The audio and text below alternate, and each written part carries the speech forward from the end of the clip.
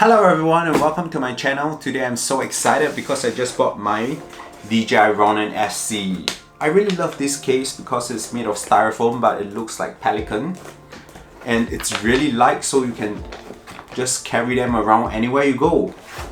Like it kind of in line with the idea of making it small and compact for smaller mirrorless cameras. Ooh. They smell so good. Don't you just love the smell of unboxing new stuff? I don't know, is it the styrofoam that smells good or the metal or a mixture of both? I mean, and look at the packaging, it's so neat, so OCD satisfying.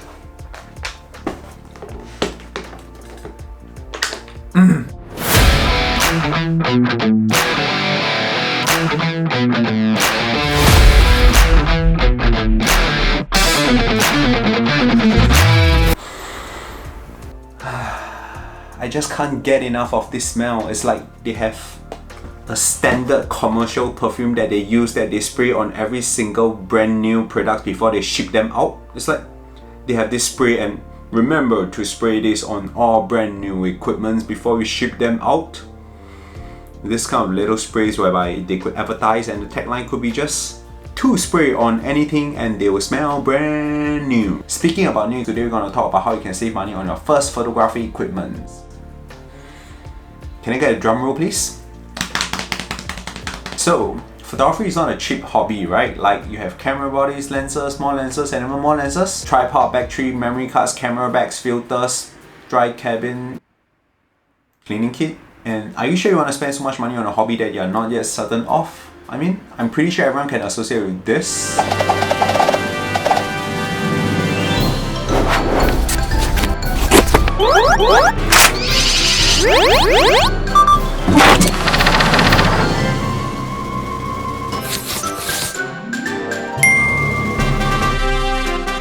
My apologies for the bad drawing. Let's get back to the main topic.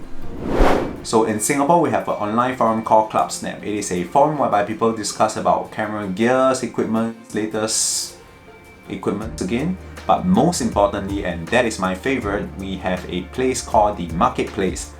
It is basically where people sell their used equipment and it is also where I started buying all my gears from. There are a lot of people that give up their photography hobby from time to time and they tend to sell all their things in bundle and it's really cheap. So that brings us to our first point, buy a used camera. So the pros about buying a used camera is that it is just cheap. It is very cheap. And even if a couple of months later and you decided that, nah, photography isn't your kind of thing, it's okay because you could just sell it off at the same price or maybe even a higher price.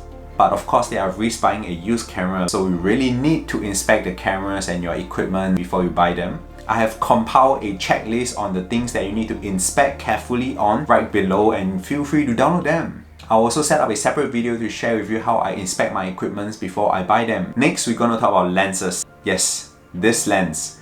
This is a 50mm f1.8. It is a fast lens and by fast I mean because of its wide aperture of f1.8, it allows tons and tons of light to enter to the camera, which allows you to shoot at higher shutter speed, and that makes this lens the perfect lens for concert photography, night photography, indoor photography, basically anywhere that is low light. This lens is cheap, like on most brand it only sells for like about $100 over. Most importantly, this lens is compact and small, which makes it the perfect lens to bring it out anywhere you go. Like you could really just toss it anywhere.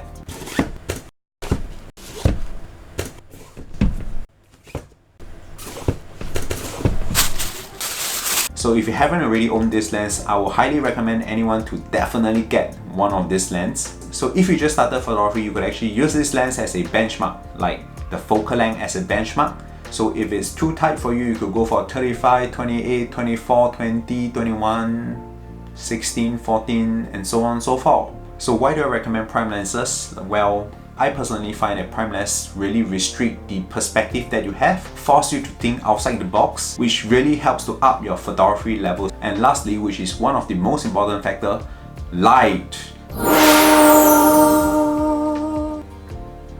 Not this light. My my advice is don't get an external flash when you just started photography. If you need to shoot in low light situation, get a fast prime lens like the 50mm f1.8 or anything that has a wide aperture, and make use of the surrounding light, the ambience light, the sunlight. And if you need to shoot night photography, get a tripod, like any cheap tripod will do.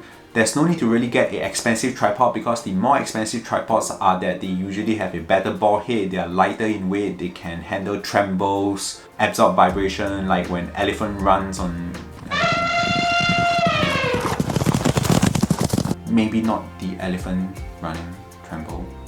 So lastly, get creative. Like if you have a pop-up flash that is too bright, just put a piece of tissue over it and it will diffuse the light. If you are interested in doing macro,